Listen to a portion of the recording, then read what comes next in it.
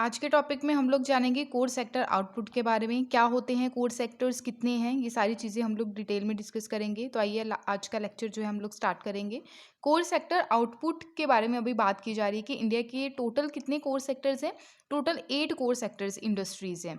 तो उसका लेवल जो है वो कितना कितनी आउटपुट निकली है, कितने लेवल पे ग्रो अप हो रहा है, उसके बारे में यहाँ पे एनालाइज किया गया है। तो इंडिया की 8 कोर सेक्टर इंडस्ट्रीज में से अभी रोबस्ट ग्रोथ हुई 8.4% इन अप्रैल में। अगर कंपेयर करें यहाँ पे मार्च के हिसाब से तो 4.9% रही थी। अब इससे डबल आपको देखने को मिली है। और ये जो है आपका टॉपिक यहाँ पे प्रीलिम्स के लिए इंपॉर्टेंट तो है ही है, यूपीएससी प्रीलिम्स के लिए, और जीएस पेपर 3 यानी कि मेंस के पॉइंट ऑफ व्यू से growth and development mobilization of resources के पॉइंट ऑफ व्यू से भी काफ़ी ज़्यादा इंपॉर्टेंट हो जाता है। टोटल हमारी कंट्री में 8 कोर सेक्टर्स हैं। वेटेज के हिसाब से देखें तो सबसे ज़्यादा वेटेज किसकी है, तो सबसे ज़्यादा वेटेज है रिफाइनरी की। क्लियर। और सबसे कम वेटेज है फर्टिलाइजर की। तो कोयला, crude oil, natural gas, refinery, steel, cement, fertilizer and electricity. तो ये 8 कोर सेक्टर्स हैं। आपको वेटेज के हिसाब से भी याद रखना है कि सबसे ज़्यादा, यानी कि डिक्रीजिंग ऑर्डर में भी याद रखना है। क्लियर। तो यहाँ पे डिक्रीजिंग ऑर्डर में आपके सामने है, सबसे ज़्यादा जो है वेटेज है रिफाइनरी प्रोडक्ट्स की, उसके बाद इलेक्ट्रिसिटी, स्टील, क्रूड ऑयल, कोयला, crude oil, natural gas, cement and fertilizer. 8 core sector industries जो है कॉम्प्राइज करती है 40.27% वेटेज आइटम्स, उसमें इंक्लूडेड किस में रखी गई है, इसको इंडेक्स ऑफ इंडस्ट्रियल प्रोडक्शन में। तो एक 8 कोर सेक्टर जो है डिक्रीजिंग ऑर्डर में आपके सामने एग्जाम में बहुत बार पूछा गया है, पंजाब पीसीएस में भी इसको पूछा गया था। क्लियर। तो इंडेक्स ऑफ 8 कोर इंडस्ट्रीज जो है यहाँ पे रेफर करती है प्रोडक्शन कितना है, वॉल्यूम कितना है इंडस्ट्रीज का। क्लियर। वॉल्यूम ऑफ इंडेक्स की बात की जा रही है। क्लियर। इवेल्युएट किया जाता है और यहाँ पे combine as well as individual performance देखी जाती है प्रोडक्शन की, इंडस्ट्रीज के प्रोडक्शन की, अलग अलग जो कोर सेक्टर्स है उसके प्रोडक्शन की यहाँ पे बात की जाती है। और यहाँ पे सिलेक्टेड 8 कोर इंडस्ट्रीज को किया जाता है।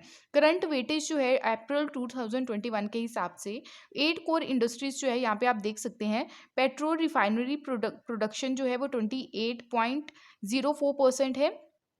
और ये सबसे कम है फर्टिलाइजर प्रोडक्शन की बात करें 2.63%। अभी बात करते हैं हम लोग, जैसे पैंडेमिक के दौरान जो फर्टिलाइजर प्रोडक्शन है उसकी वेटेज काफ़ी बढ़ गई थी। क्लियर। तो इलेक्ट्रिसिटी की बात करें तो 19.85%, steel 17.92%, coal production 10.33%, crude oil 8.98%, natural gas production 6.88% and the cement production 5.37%। सबसे कम जो है वो फर्टिलाइजर प्रोडक्शन की बात की जा रही है 2.63%। यहाँ पे हम लोग बात करें कि जो यहाँ पे इंडस्ट्रियल जो यहाँ पे इंडेक्स की बात करें तो ये रिलीज किसके द्वारा किया जाता है, कंपाइल किसके द्वारा किया जाता है, ये यहाँ पे इंडेक्स ऑफ इंडस्ट्रियल प्रोडक्शन है। क्लियर। तो इसके बारे में बेसिकली बात हो रही है। तो ये रिलीज और कंपाइल किया जाता है यहाँ पे ऑफिस ऑफ इकोनॉमिक एडवाइजर। तो ये याद रखिएगा, इकोनॉमिक एडवाइजर जो है department for promotion of industry and internal trade, जो ministry of commerce and industry के अंडर आती है। सिग्निफिकेंस क्या है इसका, यहाँ पे एडवांस इंडिकेशन और प्रोडक्शन परफॉर्मेंस, स्पेशली इंडस्ट्रीज की परफॉर्मेंस के बारे में बात की जाती है। Core nature period of the यहाँ पे index of industrial production release जो किया जाता है ये किसके द्वारा किया जाता है, नेशनल स्टैटिस्टिकल ऑफिस, जिसको एनएसओ बोलते हैं। जर्नली यहाँ पे journal economic activities and industrial activities यहाँ पे देखी जाती है बेसिकली, जो इम्पैक्टेड रहती है by the 8 core industries. Index of industrial production जो है ये इंडिकेटर मेजर किया जाता है जो वॉल्यूम रहता है प्रोडक्शन ऑफ इंडस्ट्रियल प्रोडक्ट्स का ड्यूरिंग अ गिवन टाइम। ठीक है। कंपाइल एंड पब्लिश किया जाता है national statistical office, ministry of statistic and programme implementation के अंडर आता है ये। कंपोसाइट इंडिकेटर की बात करें तो ग्रोथ रेट मेजर किया जाता है इंडस्ट्रीज का, जैसे ब्रॉड सेक्टर हो गया, namely mining, manufacturing, electricity. Use based sector, namely basic goods, capital goods and intermediate goods.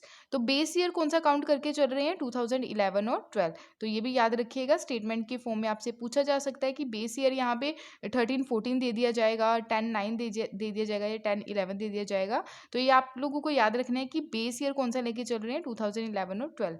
Significance क्या है इसका, यानी कि यूज़ किसके द्वारा किया जाता है, इसका अगर डाटा निकल के आया तो गवर्नमेंट एजेंसीज के द्वारा किया जाता है, जिसमें इंक्लूडेड है ministry of finance, reserve bank of India and policy making purpose के लिए भी इसके डाटा को यूज़ किया जाता है। इंडेक्स ऑफ इंडस्ट्रियल प्रोडक्शन की बात करें तो ये एक्सट्रीमली रेलिवेंट है for the calculation of the quarterly and advance gross domestic product, यहाँ पे जो एस्टिमेट किया जाता है। क्वेश्चन है आप लोगों के सामने, इसका आंसर जरूर दीजिएगा। इंडेक्स जो है 8 कोर इंडस्ट्रीज का, तो यहाँ पे हाईएस्ट वेटेज किसकी है, जो आपको ऑप्शंस दे रखे हैं। ऑप्शन ए है कॉयल प्रोडक्शन, ऑप्शन बी है इलेक्ट्रिसिटी जनरेशन, ऑप्शन सी है फर्टिलाइजर प्रोडक्शन, ऑप्शन डी है स्ट्रीट प्रोडक्शन। तो आंसर आप लोगों को कॉमेंट सेक्शन में देना है। आई होप आपको ये टॉपिक पूरी तरह से क्लियर हुआ होगा। अगर डाउट होगा तो कॉमेंट सेक्शन में ज़रूर शेयर कीजिएगा। तो ये था आज का टॉपिक, काफ़ी ज़्यादा इंपॉर्टेंट था मेंस एंड यहाँ पे प्रीलिम्स के पॉइंट ऑफ व्यू से भी। Thank you for watching my video. जय हिंद।